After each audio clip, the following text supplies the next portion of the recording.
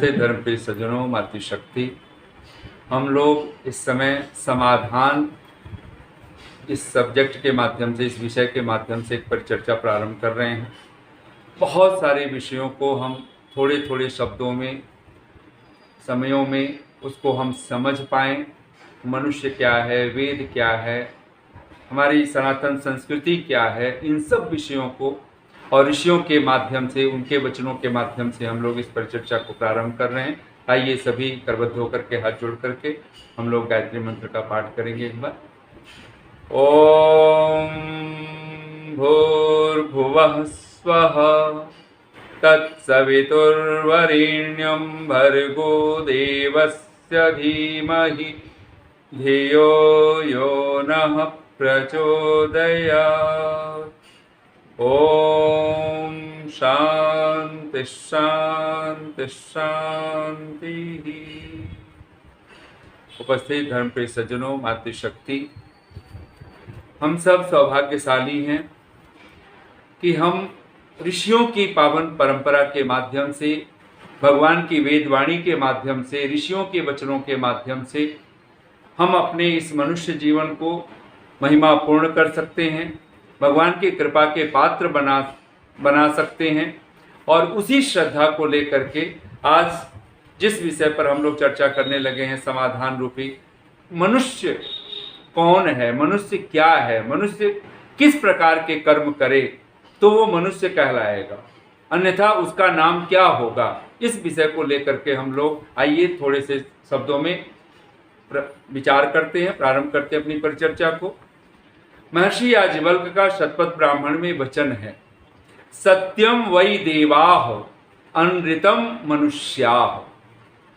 और इसी को, भाष्य को माध्यम बना करके महर्षि देव दयानंद ने यजुर्वेद के भाष्य में, यजुर्वेद के प्रथम अध्याय का 5वां मंत्र है, अग्ने व्रतपते व्रतम चरिष्यामि तच्छकेयम तन्मे राध्यताम इदम अहम अनृतात् सत्यम उपैमि।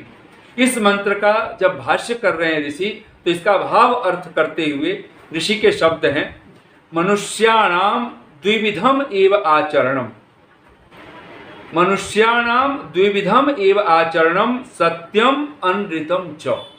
बहुत सहज संस्कृत का ये वचन है ऋषि के माध्यम से कि मनुष्य का जो आचरण है ये सिर्फ दो ही प्रकार का होता है, सत्यम अनृतम चैव। एक सत्य आचरण है, एक अनृत का आचरण है। अनृत कहते हैं असत्य को, झूठ को। कहते तत्र ये वांग मनः शरीरैः सत्यम एव आचरन्ति ते देवाः। कहते इस जो सत्य और असत्य दो प्रकार का जो आचरण है, इस विषय में ये जो मनुष्य, जो शरीरधारी हम मनुष्य हैं, तो जो लोग वांग मनः शरीरैः, वांग कहते हैं वाणी को, मनः मन से, और शरीर यानी मन, वचन और तन से, इन तीनों के माध्यम से सत्यम एव आचरन्ति, जो सत्य का ही आचरण करते हैं, ते देवाः, उनको देवता कहा गया। यानी वे मनुष्य शरीर में ही वे देवता कहलाते हैं जो वाणी से, मन से और शरीर से सत्य का ही आचरण करते हैं।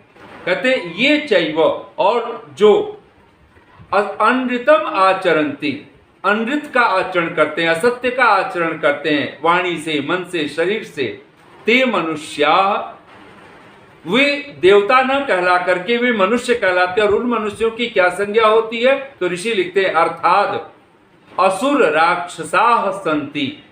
यानी जो अनृत का आचरण कर रहा है, असत्य का आचरण कर रहा है, वे असुर हैं, वे राक्षस हैं। ऐसा हमें वेद्यम इति वेद्यम, ऐसा हमें जानना चाहिए। तो मनुष्य का जो ढंग है, प्रकार है, दो ही प्रकार के मनुष्य हैं, एक देवता और दूसरे असुर, जिसको हम दानव भी कहते हैं, दैत्य भी कहते हैं।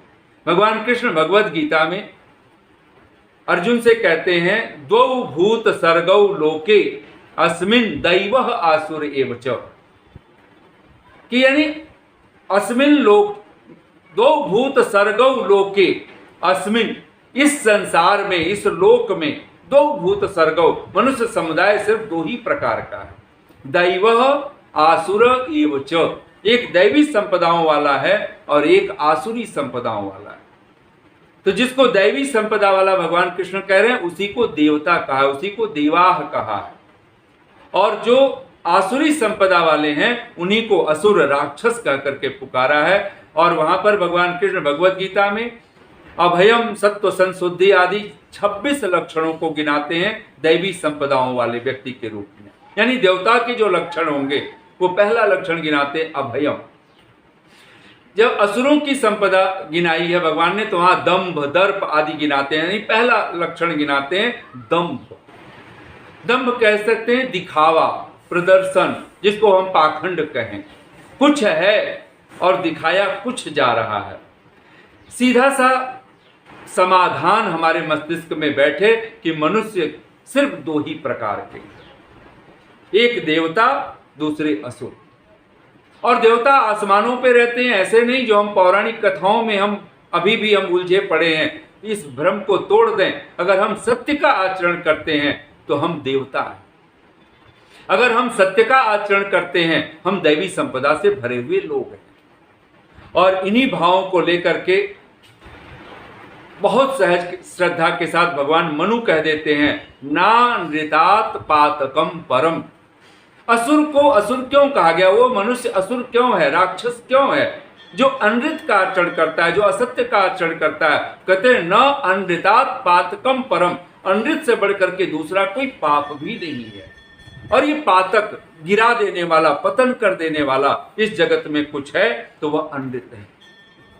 तो निसंदेह असत्य, और हम लोग तो बचपन से सुनते आए हैं कबीर की दो पंक्तियां, सांच बराबर तप नहीं झूठ बराबर पाप, सांच बराबर तप नहीं झूठ बराबर पाप, जाके हृदय सांच है ताके हृदय प्रभु आप। निसंदेह जिस व्यक्ति के जीवन में सत्य बैठ जाता है वह परमात्मा का कृपा पात्र बन जाता है, वही तो देवता है। और वेद में भी मनुष्य का दो ही प्रकार कहा, बिजानीहि आर्यान ये च दस्यवः, एक को आर्य कह करके पुकारा, दूसरे को दस्यु कह करके पुकारा। और ऋषियों की जो संदेशना है उसमें आर्य शब्द देवता का ही पर्याय है। आर्य ईश्वर पुत्र, भगवान महर्षि यास्क कहते हैं आर्य कौन है? जो ईश्वर पुत्र है, जो देवता है। और अंत में हम कुछ पंक्तियों के साथ अपनी वाणी को विराम दे रहे हैं। सिर्फ एक कदम उठा था गलत राहे शौक में, सिर्फ एक कदम उठा था गलत राहे शौक में, मंजिल तमाम उम्र मुझे ढूंढती रही। इसलिए करें क्या?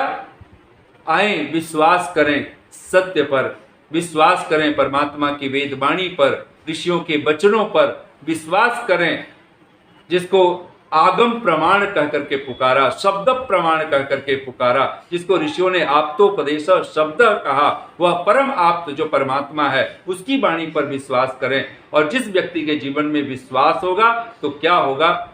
तो आइए चार पंक्तियों के साथ वाणी को विराम देता हुआ, जिसके मन में विश्वास नहीं निराश नहीं तो क्या होगा, जिसके मन में विश्वास नहीं निराश नहीं तो क्या होगा, जो विष को अमृत समझा है वह नाश नहीं तो क्या होगा, जो मानव जन्म पाकर खुद को भूला है, जो मानव जन्म पाकर खुद को भूला है, प्रेमानंद इस दुनिया में वह नाश नहीं तो क्या होगा, जिसके मन में विश्वास नहीं निराश नहीं तो क्या होगा, जो विष को अमृत समझा है वह नाश नहीं तो क्या होगा। इतनी शांति और प्रेम से आप सबने सुना, बहुत बहुत साधुवाद, बहुत बहुत धन्यवाद। इत्योम शम।